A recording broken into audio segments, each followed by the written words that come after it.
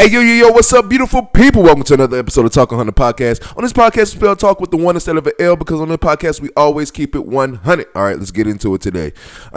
Summer too hot, you know, back it up, and then backing it up. Summer too hot, baby.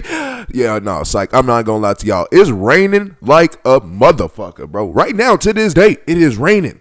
Like, what is going on? Why is it raining? Since being in Texas, like, it rains during the summer, but this is the most I didn't seen rain during the summer. Shit, I can even say even when I was back home in Tennessee or even in Colorado, it did not rain this fucking much. It's raining a lot.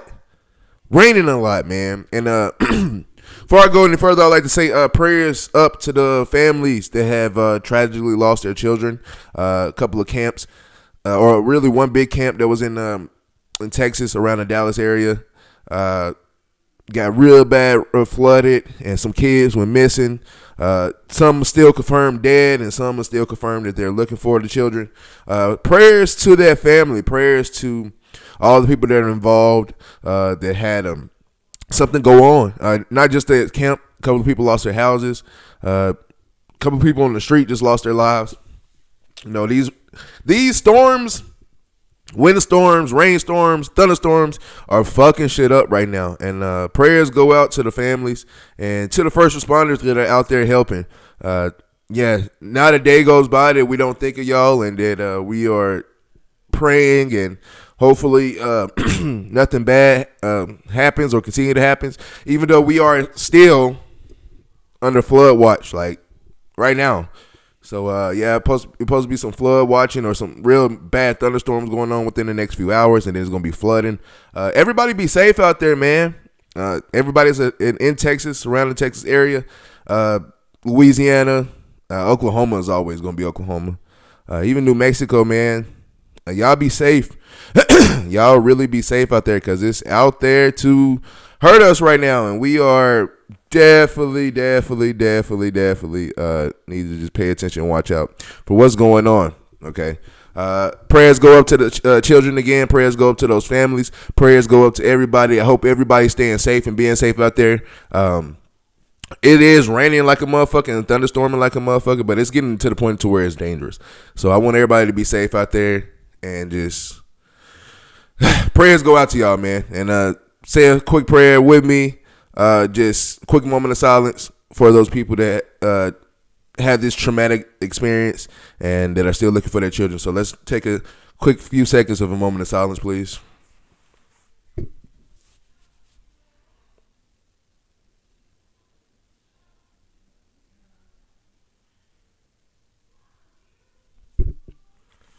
Amen. All right. I will say summer is too hot, but summer is too not because, like I said a second ago, it is raining like a motherfucker. This has really kind of ruined my summer vibes. Usually around this time is where we take trips, where we go out of town, and we're able to do stuff.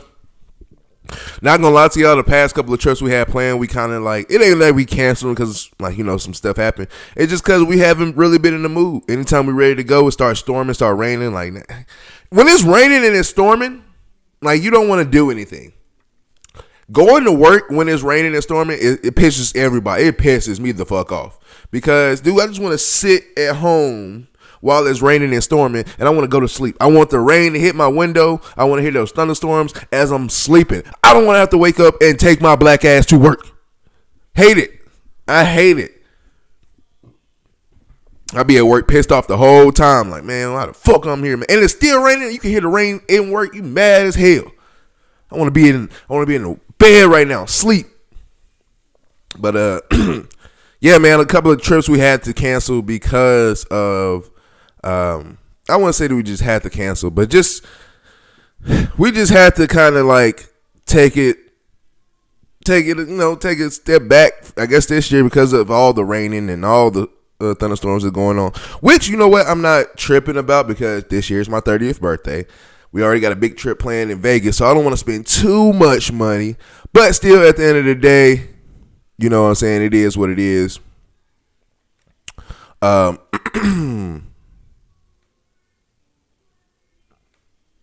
So yeah, I can't wait to see what happens, and whatever happens, we get into it with that. It is what it is, like I just said. So hopefully it don't cancel too many more plans of mine. Hopefully we can get it all squared away, figure it out, and see what happens. You know what I mean? But till the meantime, we just going to enjoy what we can enjoy, control what we can control. Summer is not giving us a lot of options, but we still make it fun. Make it fun. Okay. Couple of things that happened this weekend, actually, even though it was still raining like a motherfucker. I still was able to watch a couple of things. WWE main event was last night on Saturday night. It was crazy. It was cool and it was crazy. A lot of things happened. Jimmy Uso almost pulled off a win on Solo. That was a good match. Seth Rollins and LA Knight. To people that don't know, Seth Rollins tweaked his knee doing a somersault last night. I think from the way it looked like he landed, this can be like a MCL, ACL injury. He was able to kind of walk off, but still, it looks like this might be one of those ACL injuries that might hold him out for an extended amount of time. Yeah, that was kind of hard to watch. I'll tell you one thing. First of all, Seth Rollins, when a lot of people saw that when he was coming out the ring, they got back behind the stage, not behind the stage, or like kind of like extra access, and people were recording when they're on commercial or when they're on the side. So you see him coming out the ring and he's screaming, fuck, like he just knows like some shit fucked up. Just to let y'all know, people who just watch sports on TV and think, just don't know fully. When you get injured as an athlete, you're mad as fuck. Especially when it's a serious injury that's going to hold you out. You are pissed the fuck off. Because it's not that you're mad because you got hurt. It's just the timing that you got hurt. You got hurt at a time to where it was almost like you was just on the uprise and you felt like you was feeling good. You was just now getting somewhere. And as soon as you get to the top, some bullshit happens. ACL, Achilles, MCL, broken leg or broken arm, broken fingers. It don't matter what it is. It pisses you the fuck off, man. So anytime I see people all the time looking like, why he's mad? Why is he acting like that? Cause it ain't like the injury hurt. The injury hurts. Don't get me wrong, but it ain't like that's why I'm mad. I'm just mad at the fact. I'm just thinking about the future. Like I was just on top. Why does this have to happen to me? And so I feel for Seth Rollins, man. Even though he's on his little heel thing right now, but I still feel for athletes when they get hurt like this, and you can obviously tell that they are pissed off. I can really feel for them. Okay, and for LA Knight, you can tell that. When after he had to hit one of his moves and pin Seth Rollins, he was mad as fuck too. He has every right to be mad too, because he's not mad at Seth Rollins for getting injured.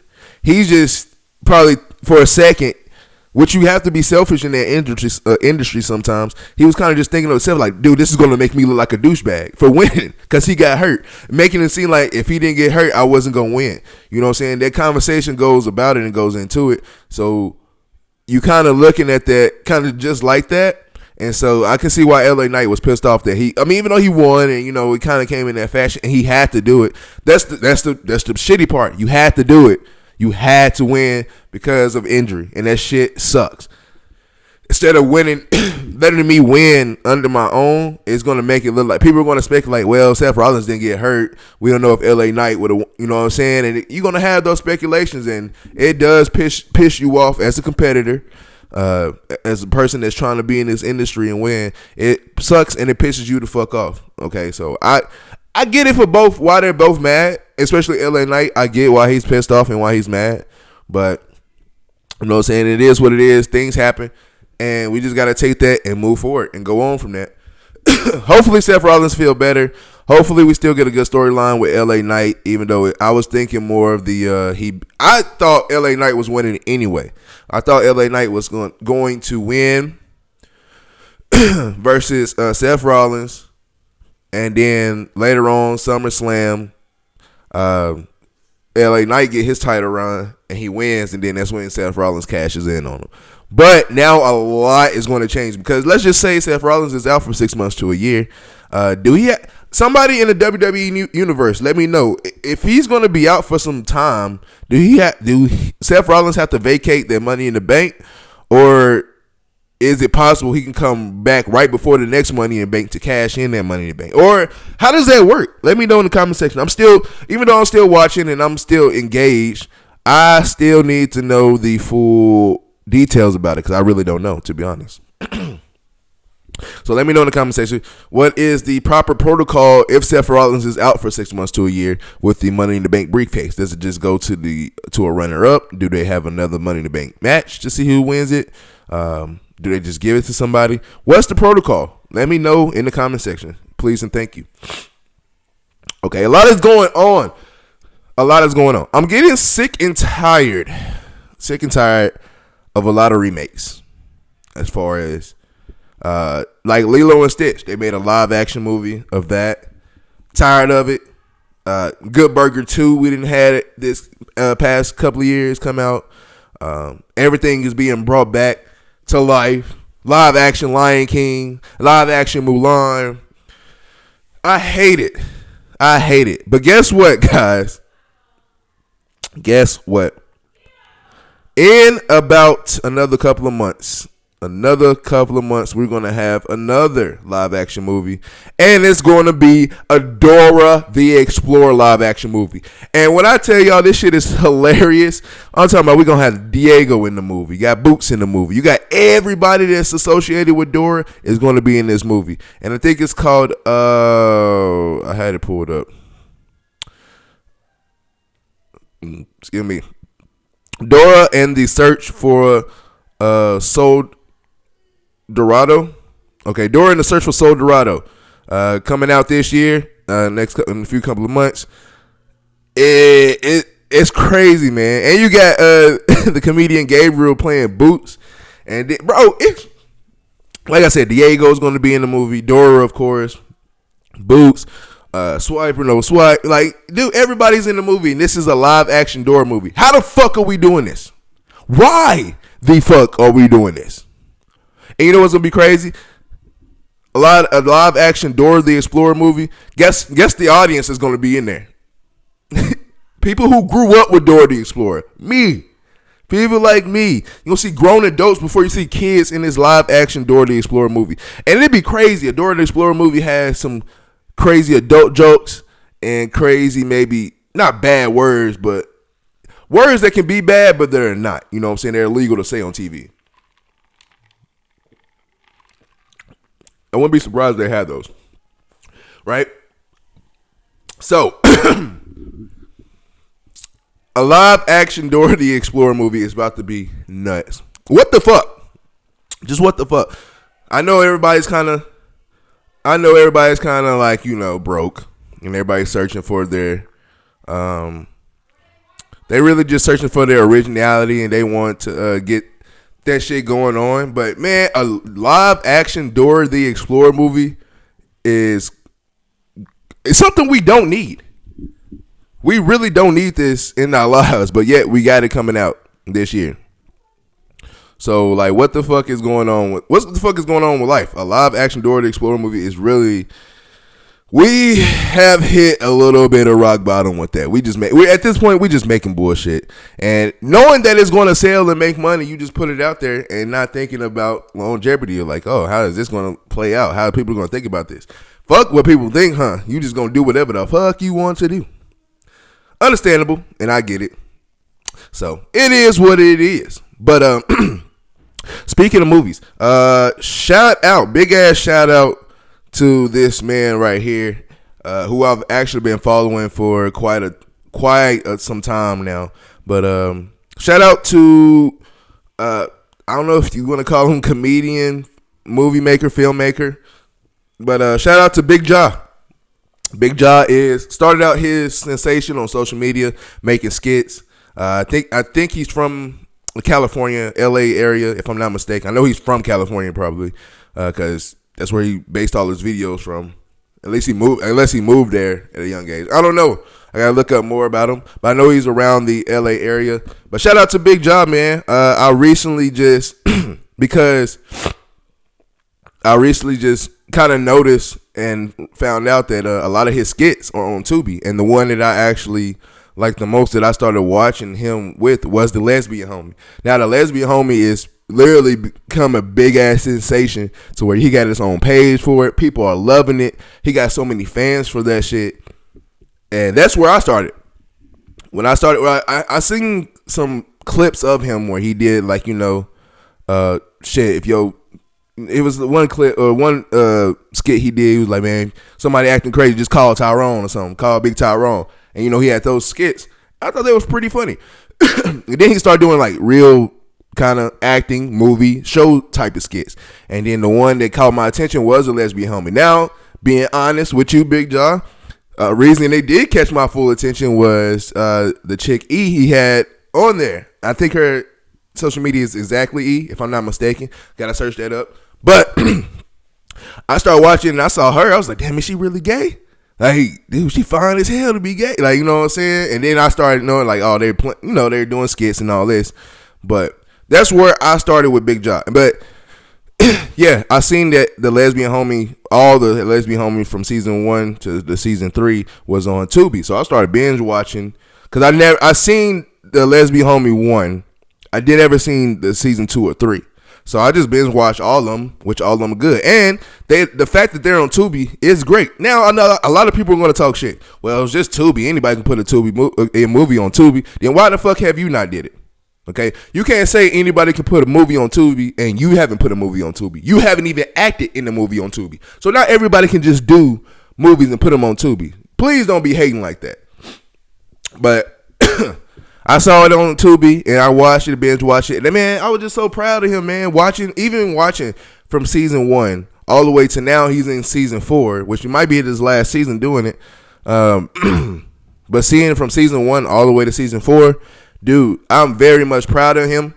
And not only proud, it's inspiration. So, because I've wanted to do skits. I've done a couple of skits in my lifetime, and I've done funny videos, and to see somebody do it, and not only do it, like you're making a living off of it, and you got your shit on Tubi, and you got people loving it. You got thousands and thousands of followers and people that are watching. It's something that's inspirational, and I am very much inspired by Big Jah because just the way that not only does he's successful in his stuff, but he put his people on, his friends, a couple of comedians like Meek, Craig Smith, all these other people that he got playing with him. Like, he's gave them opportunities because of these skits, man. And so they all have had these opportunities because of these skits. And so shout out to him, man. That is very, very inspiring, man, and very intriguing. I love it. And keep doing what you're doing. The way I look at it as Big Jah for the future, you can think about him possibly being like the next Ryan Coogler. Coming in, somebody from California, very genuine with his movies and his projects.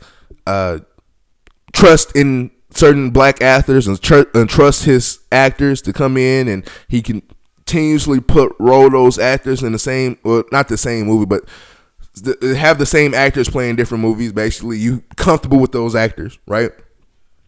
Being like that. Or if you want me to be truly honest, I look at Big Jah as easily if he continues to go and he's putting his people on, his friends, adding some more comedians to it. Big Jah is like the black Adam Sandler.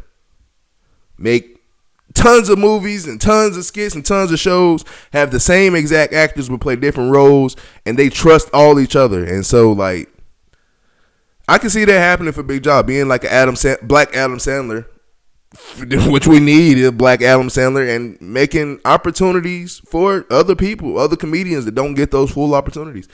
I mean, if you think about it, think about all the Adam Sandler ran movies and how they always have Rob Schneider, Kevin James, Chris Rock, David Spade. You know what I'm saying? How they have all these actors in the same actors, repeating actors in the different movies, but they're all good.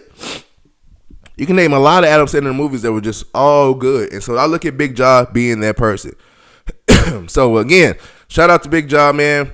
Been a big fan of yours for a good minute. I remember watching those older skits and watching the first Lesbian Homie and becoming a fan. And I just been watching ever since. Of course, he done certain, like, you know, when you're in, especially he started kind of before COVID happened. So we're talking about 2016, 2017, where he started, and then COVID hit. He wasn't forced to like not do skits, but he was kind of forced to, you know, all right, what's trending now? And he's doing TikToks, and remember the trends like ready to get started, bitch. I got like, yeah, he was doing all those trends, and he's linking up with all the other content creators, and he's doing all this. He had to keep working because you can't just stop because COVID stopped, and he did it. You know, and then he kept going, and then that's when we got the Lesbian Homie 2 and the Lesbian Homie 3, and now the Lesbian Homie 4. And it's crazy, man. It's a good one. It's a good one. I definitely say if you have not heard of him, or if you have not checked out Lesbian Homie at all, check out Big Jah. You can search him up on social media, Big Jah, and then pop up. But Lesbian Homie is something to watch because it's funny and low key it can be relatable. Maybe not as a lesbian, like, you know, I'm not in love with lesbians, but I do like my stud queens. But anyway. It's just relatable in certain things that happen, just certain scenarios, just the way that it goes, man. It's really well written, and I like it a lot, and I think you would like it too if you check it out. Go check out Big Jah and the Lesbian Homie. But Big Jah, for real, all of his skits are fantastic. Go check him out, and shout out to you, Big Jah. Keep doing what you're doing, big dog. One day, maybe I can get you on an interview. Maybe I can be in one of your skits, but one day I'm a work my ass off so I can get there with you, be on that same status. But until then, keep doing what you're doing, keep working, and I'm gonna be watching from afar until next time when I meet you, dog. Okay.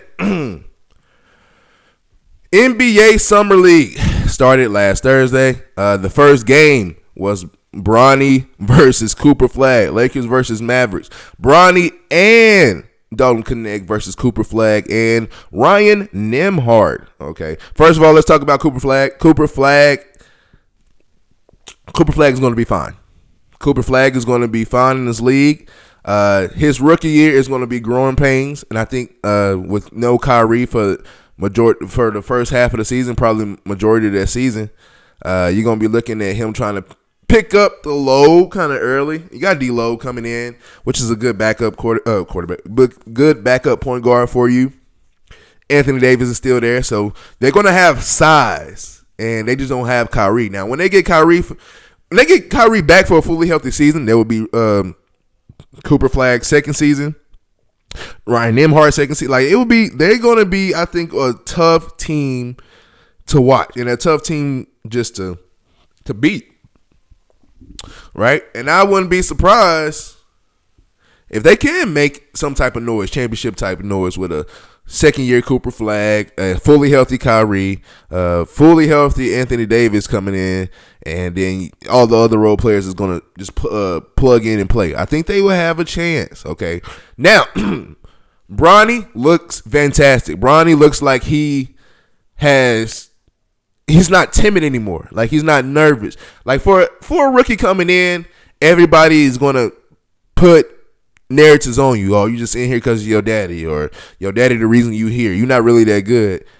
Not saying that he took that and shied away from it and felt some type of way. It's just you hear it all day. And people are going to put it, like, try to make it their absolute will to embarrass you, to make you look bad, all of the above. And he's taken that, and he's been a grown man with it. A grown man. No, he had no legal trouble. He has no DUIs. He's not driving fast, speeding. He's not drinking. He's not, well, I don't know about smoking, but he's not smoking in public. So I can't speak, like, anything in public he's not doing, and he's not getting in trouble for it. So not only that, you taking that and you taking that criticism and you going wrong with it, man. Bronny looks fantastic, and he's looking more aggressive. He's looking like he wants to attack more. He's getting his teammates some opportunities. I think he don't want to really hog up the spotlight because the spotlight is already on Bronny, especially being in the summer league and being in the G League. It's going to be on Bronny, but the fact that he's kind of taking that and he's now, trying to share the wealth, it's just good, which is good, and I'm happy for him. So we get to see that now. Dalton Connect is Dalton Connect. I think he needs to be better as far as more poised and more confident within himself because I think he's a good player and I think he's a good shooter. He's just not used right a little bit. But if you get that confidence within yourself to get yourself out on the court, you can play. Because I've seen him play in person and I thought he was really phenomenal and fantastic in my opinion. All right, but one person I want to talk about that is not Cooper Flagg and that is not Bronny and that is not even Dalton Connect. Ryan Nembhard. Andrew Nembhard is his older brother who played for the Pacers, who was just in the finals with the Pacers. He's had a good run in the NBA period. He's a good player, a good 3-and-D guy, can get you buckets if you need to, but he'll guard your best player. Just look at every series that he played in. Every series from the Bucks series, even when Dame was healthy, anytime they scored, he picks up Dame. Going to the Cavaliers series, anytime he scored, he's picking up Donovan Mitchell. Anytime they scored on the Knicks, he's full court picking up Jalen Brunson every single time. In the finals, they scored full court picking up Shea. Like, he did not shy away from that defensive assignment. Okay, so Andrew Nembhard is more defensive, who picked up his offensive game as of late, but always had that in his bag. But he's always been a defensive guy, which his brother Ryan Nembhard is more of an offensive guy. Not an offensive guy. He's more of a true point guard. He led the nation, if I'm not mistaken, in assists, or he was a top guy in the nation in assists in college. You know what I'm saying? So he's a true point guard, but his defensive presence is there, and his offensive game, kind of shadows his brother. So Ryan Nembhard is somebody that when I watched for that first game, I looked at him and I said, oh, he plays like his brother. Andrew Nembhard is a key factor for that Pacers team, a key factor. Ryan Nembhard can be a key factor for that Dallas Mavericks team, just like Andrew Nembhard is for the Pacers. A good 3-and-D guy, can get you buckets. He don't have to start, but it would be probably better if he does start. Comes in, scores the basket, and guards their best player. I think he can get that. Now, like I said, I think Andrew Nembhard is better defensively sound than Ryan Nembhard. But remember, Ryan Nembhard is literally just a rookie. He just came into the league, whereas just Andrew Nembhard, who's been there for a while and has picked up that responsibility and knows what goes into it. So I get it. And I think Ryan Nembhard is going to be fine in this league. I think he could be as impactful for the Mavericks as like Andrew Nembhard is impactful for the Pacers. So watch out for Ryan Nembhard and the Mavericks. Let's just say this. In 2 years, when Tyrese Halliburton gets back, and they probably get some more pieces, Cooper Flagg will be his second year, and Kyrie Irving will be back. Would be crazy to see a Pacers versus Mavericks finals. Rick Carlisle plays against the Mavericks, who he won a title with, right? And if Jason Kidd is still there, Rick Carlisle coached Jason Kidd to win that title in the Mavericks. So that would be crazy. Rick Carlisle versus Jason Kidd. Rick Carlisle versus his former team. Pacers, brother versus brother. Nembhard versus Nembhard. Man, that would be a crazy final. I say, look, watch out for that. Watch out for those two teams in 2 years. Not this upcoming year. Tyrese Halliburton is out for the year. Kyrie Irving is out, most likely out for majority of this year. So I wouldn't say look forward now. And then Cooper Flagg is a rookie, so he got to get his feet wet inside the league. So not this upcoming year, but in 2 years, I'll call it shit. What, knock on wood, I guess, or whatever. Pacers versus Mavericks. Let's look back on that from 2 years from now. And if they was just in the finals and went, I would say, told you so. Told you so. All right. Some more NBA. As we already know, and I said it last week. Kevin Durant is finally, it's official now. Kevin Durant is officially in Houston. 7-team trade. Never seen that in my lifetime. Never knew that was possible. Not going to cap to you. Not only have I never seen that, just didn't know it was possible. 7-team trade for with Kevin Durant just landed in Houston. That's really the most key part, that he landed in Houston. Okay, now, since he is landed in Houston, and we have really all Texas teams have a good team. Dallas has a straight team, and San Antonio has a straight team, and Houston has a straight team. So I don't have to go straight to Houston to watch him play. But I'm going to go watch Kevin Durant play in Houston or in San Antonio or in Dallas. One of those places where he's playing, I'm going to go watch him play. Okay? I feel so bad because the Suns played the Spurs last year in Austin, because 2 or 3 games out of the year, the Spurs come to the Moody Center and play. And so I missed that opportunity to go watch him play. And I really kind of smacked myself in the back of the head, because I'm down the street and I could have went and watched, but I didn't. But now that he's in Houston, definitely about to go watch my dog play. Okay, I just got my, I should have wore that jersey for this episode. I just got my Kevin Durant USA jersey not too long ago. I gotta give me a Texas Kevin Durant, and I gotta give me a Houston Kevin Durant. Only ones I really don't have is the Thunder and the Warriors Kevin Durant jersey. I'm not feeding for those jerseys, but I would love to have those. But right now, I gotta give me that Houston John, and I got my USA John, I got my Phoenix, and my Brooklyn. All right, I really just need a Texas, and I'll be straight. But I don't know which one I'm gonna wear. Probably the USA jersey to the Houston game when I go watch him play. But I'm going to go watch my dog KD play in Houston. So Houston, get ready to see me probably with a camera watching and vlogging. Okay, be my first time seeing Kevin Durant in person. Be my second time seeing Fred VanVleet. Actually, I've seen him a couple of times. So for people that don't know, and I know a lot of people don't know, which is crazy and understandable because I'm a nobody. But anyway. Fred VanVleet went to Wichita State. The same time he was at Wichita State, I was at Butler Community College, 30 minutes down the road away from Wichita. And I don't know if he can really vouch for this, because different experience for different people. But from what I can tell y'all, experience college in Kansas. For Kansas to be a state, it's a small ass state. It's not a small state. It's nothing to do. So when something is going on, a big party is going on, every college hears about it, and majority of people go to that party. So definitely seen Fred VanVleet at a couple of parties, a couple of outings. Not too much. Now, he wasn't the one doing everything. Now, I ain't trying to kill his narrative or kill his image. No, he wasn't out there. It was just certain things in certain big parties, I might see him. Certain big events, I might see him. So I've seen him in college, and I've seen him play in college. And it's crazy that at the time, we were just kids, and we just, going around. And Kansas is boring, and we just trying to find something to do. And now, older now, he's a champion or NBA star doing all that.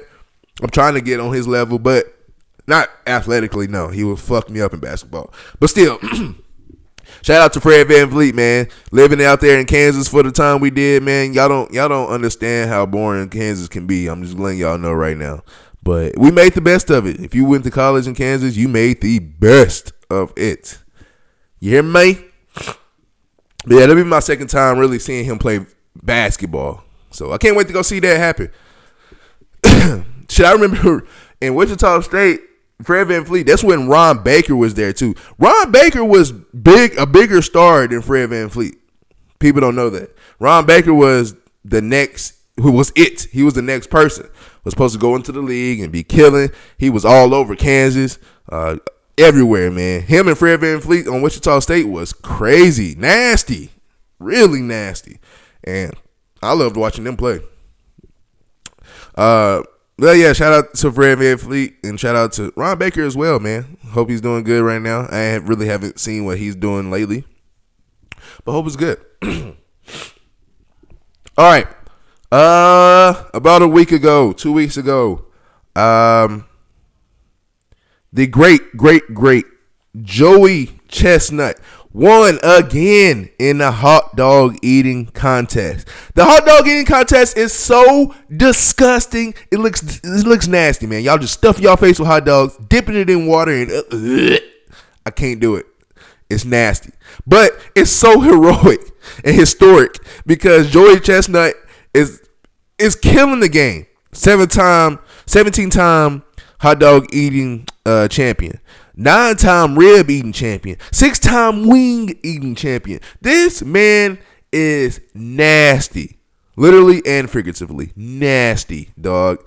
And and it ain't like, he just these 17 times and 6 times. It ain't like, he just winning, like he win, he lose, he win. No. And just the hot dogging contest, he won 7 years in a row. From 07 to 14, he won 7 years in a row. All right, and then from 16 to 23, what's that? Another 7 years? 7 years. So twice you won 7 years in a row. You really the LeBron James of hot dogging contest at this point, but you're winning. And so, man, 7 years you won. You took a break for a year, came back, won 7 years again, took another break, and won again this year, man. Joey Chestnut, shout out to Joey Chestnut, man. That dude is a menace. That dude is a legit menace, man. Devouring the meat. All right. He's from Fulton County, Kentucky. County, Kentucky. I know exactly where that's at because I had some people who stayed, some of my family stayed in Fulton, Tennessee, which that is right there.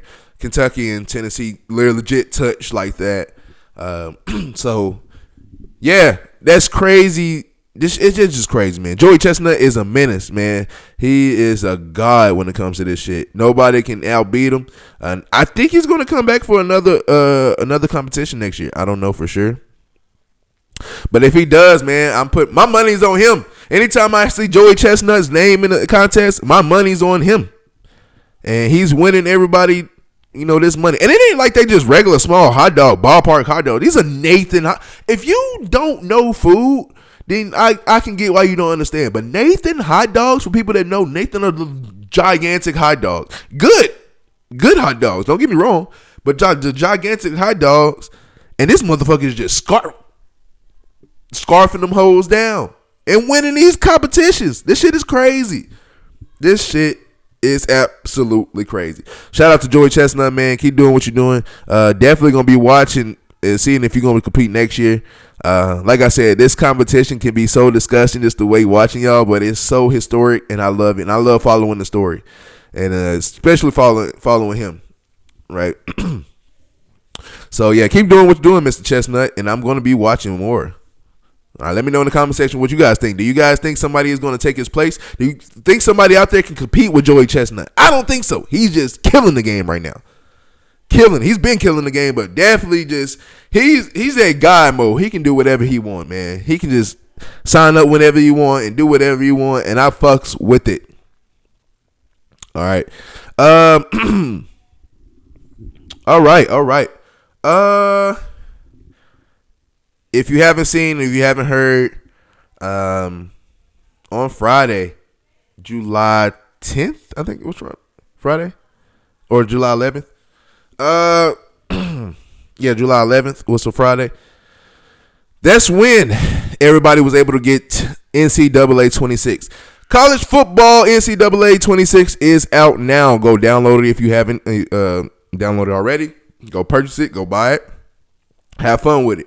Now, pros and cons to this. Pros is that it's actually a little slight different game than last year. Usually, you get a copy and paste game every year from Madden and 2K. But college football 25 and now college football 26, it's a little bit different. It's not just copy and paste. And so I really enjoy that, and I really love that a lot, right? So, also with that being said, the cons I have with it is my only con with college football 26 is the road to glory. When you sat here and told us we was going to be starting in high school, I got excited. Like, okay, I get to play a full high school season. I'm doing all this, and then I'm really gonna make my my presence be known, right? Wrong. Instead of playing in high school, like actually playing, you have moments.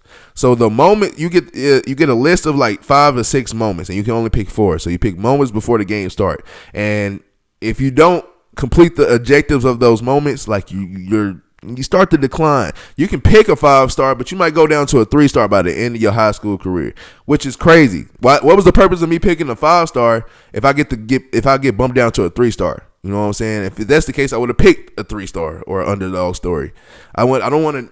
My whole purpose of picking a top candidate was to pick him and go to the next level, possibly start. But you got to do a lot of shit in the high school games, and the objectives and the moments. It's cringy. It's very cringy, and I don't like it. Right. So yeah. All in all, with that, that's really my only con I have about it. I still got to play more modes. You know what I'm saying? Before I can just really give my full cons about it. But that's just the only con. I really only like playing Road to Glory, and so. That was my biggest con, man. Like, I didn't get free will in high school. I was kind of limited. And then when I get to college, they be lying. Like, even when I was okay in high school and I came out, a couple of colleges like, yeah, you're going to start. And then I get there, I'm 3rd fucking string. Excuse me?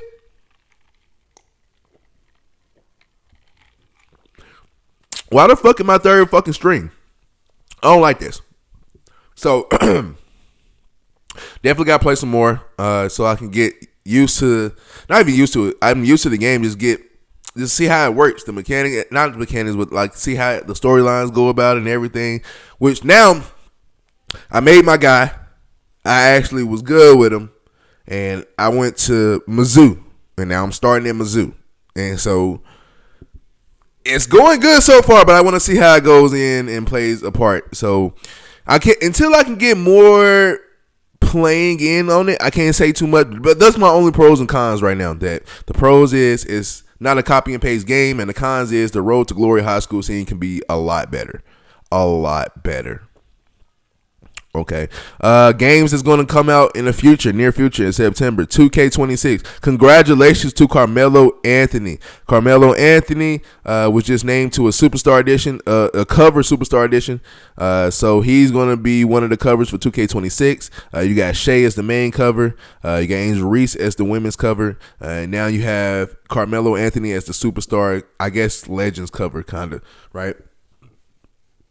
So, congratulations to Carmelo Anthony. Dude, I'm going to tell y'all something. This is special, really, to me, because I have been, now my best friend has been a Carmelo fan since I've known him, right? So, I've always watched Melo, but actually dabbling into 2K and playing 2K, Melo has been one of my favorite players since 2K11. When I was playing, when I say, I'm telling you straight up, Carmelo Anthony, thank you, sir. And to your Knicks teammates, Raymond Felton, Pigioni, like Tyson Chandler, Amar Stoudemire, everybody that's came through. Thank y'all, because y'all have helped me gain money, but also helped me put belt to ass to niggas that are talking shit in 2K. I was putting belt to ass with everybody with the Knicks. People was really hating, like, man, the Knicks not really like that. Well, I'm whooping your ass, so they are like that. So, dude, congratulations to Melo, man. Shout out to Melo, man. I've been a Melo fan for a while, but especially helping me out in 2K. From 2K13, 2K14, ever since then, and when I made my guy and I made my player, every year all the way until they took it away from me. Yes, Melo, they took it away from me in 2K23, I think, or 24. 2K24, they have taken it away from me. All right, and I haven't been back since. But from 2K like 12, 2K13, all the way to 2K23 and 24, I was using straight up Melo's free throw, and let me tell you something, I was automatic from the free throw line. Anytime I go to the free throw line, I didn't worry about missing, because that Melo free throw was money every single time. Money. And then like I said, they took it away from me. I can't now. I mean, I'm playing center now, so that's why I guess was why I can't get it. But a lot of times I was playing small forward or even power forward, and I was able to get it. Even though I just recently made my small forward just to see what I want to do for next year, and even then I still can't get the Melo free throw. What? They are hating on me, Melo. They hating hard on me, dog. Because they know I was killing with that shit. But shout out to Melo. Congratulations to Melo. Well deserved, man. Now that man has completed the whole cycle, man. Been on the cover of an NBA Live, an NBA Street Game, NBA 2K, NBA Live, NBA 2K, NBA Street. It's another one he was a cover on. I can't think of it right now. But he's been on the cover of a lot of games, man. Melo. Please don't disrespect Carmelo Anthony. Like when I say please don't disrespect Carmelo Anthony. Put some respect on that nigga name, man. And people gonna say, well, he don't got a ring. Okay, you don't have a ring. You never played the sport, period. You never played in any professional league, and y'all have people who never played professional sports have the audacity to try to judge players. Diabolical, bro. Diabolical. Shout out to Melo. Congratulations to Melo. Much respect to Melo. And I'm the OG Melo, not LaMelo Ball, but the OG Melo, Carmelo Anthony, OG Melo.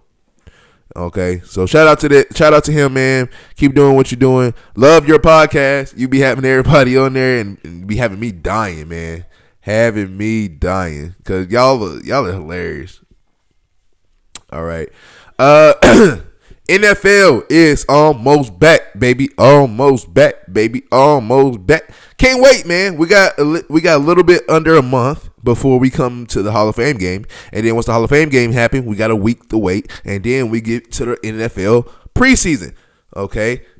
Then that's when we get to see everybody, all the rookies and everybody coming in. I'm not going to lie to you. This is, in a long time, this has probably been one of the most excited I've been to watch preseason because it's a lot of players that I want to see. Everybody that's in the quarterback room in Cleveland. I want to see how Quinn Ewers do in Miami. I want to see Jackson Dart in New York. I want to see some more.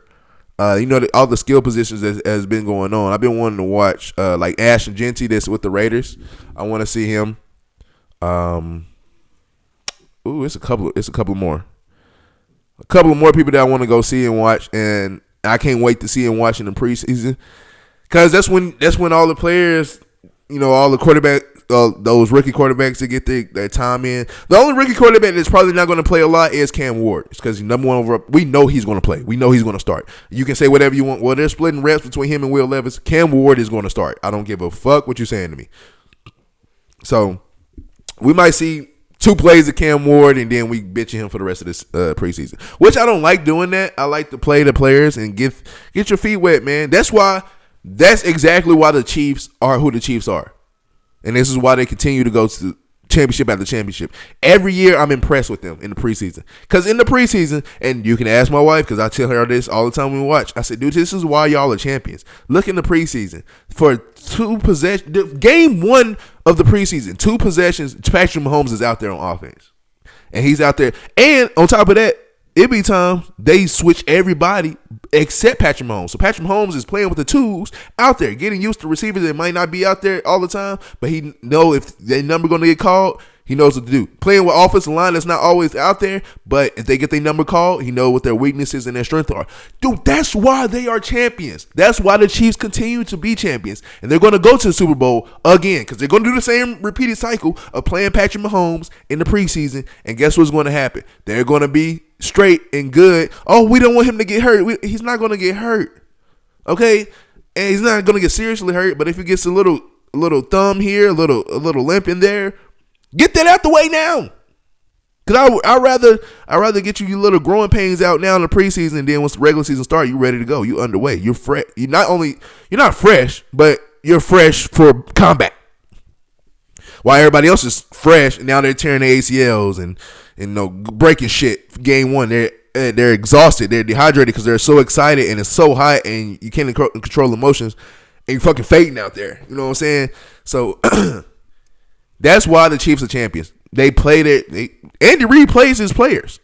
plays them motherfuckers hard in the preseason. And so when the regular season comes, that's why they're playing chess. Andy Reid plays chess.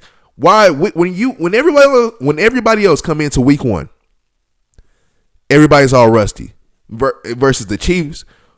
Their starters been playing 2 possessions or the 3 series, 2 series, 3 series, the 4 series in the preseason. They used to this. They were game ready. When they come into week 1, they used to it. They game ready. They already know what's going on. Everybody else is 1,000 steps back. That's why they are champions. They continue to be champions. Can't wait to see what happens, man. Can't wait to see, like I said, Cam Ward to play. A semi-stacked AFC South, man, with C.J. Stroud in Houston, Cam Ward in Tennessee, Anthony Richardson and Daniel Jones in Indianapolis. And then you got Travis Hunter and Trevor Lawrence down in Jacksonville, along with Trevor Etienne.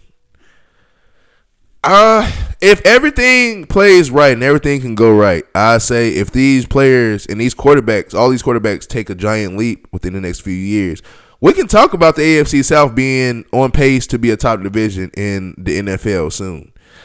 Maybe not this upcoming year or next year, but within 3 to 5 years, if everybody continue to get better and be great and Indianapolis figure out their quarterback situation, I'm thinking that, AFC South is going to be one of those top divisions in football that people got to watch out for.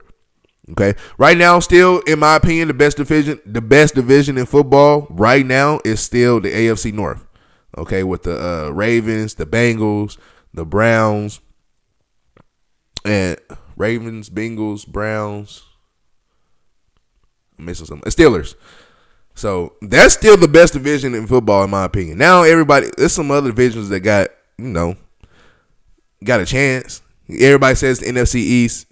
It's always the Giants or the Commanders that just throws me off with them. But they still have a decent one. NFC West. With the Cardinals, Seahawks, Rams, and who else is in that division? I gotta check that out. But they got a chance to be in the top division as well. The AFC West would be a good division, and each team. If somebody could just knock off the Chiefs, but the Chiefs just keep winning the division every year. So, yeah, the Chargers look good, but they keep losing. The Raiders look good, keep fucking losing. Broncos look fantastic, keep fucking losing. All to the Chiefs. You can't beat the Chiefs. Can't beat them. So, maybe in a few years we might look at the AFC South for being the top division of football, but not now. For sure, not now. But like I said, the best division in football, in my opinion, is the AFC North. With the Steelers, the Bengals, the Browns, and the Ravens. There's no other division that competes right now, in my opinion. But we'll see what happens when it starts. And we getting closer and closer and closer and closer, and I can't wait for football season, okay? But until next time, thank you guys for watching today's episode of Ta1k Podcast. Episode 59. That means next episode is episode 60. Hey, man, we are riding this shit out. We are going crazy, right? Crazy. Episode 60. That means we are 40 episodes away. Well, 41 after this one. 41 episodes away from episode 100. 100. We keep it 100. All right. Until next time, thank you guys for watching. Y'all already know who I am. I am Zay for Life, and Zay for Life is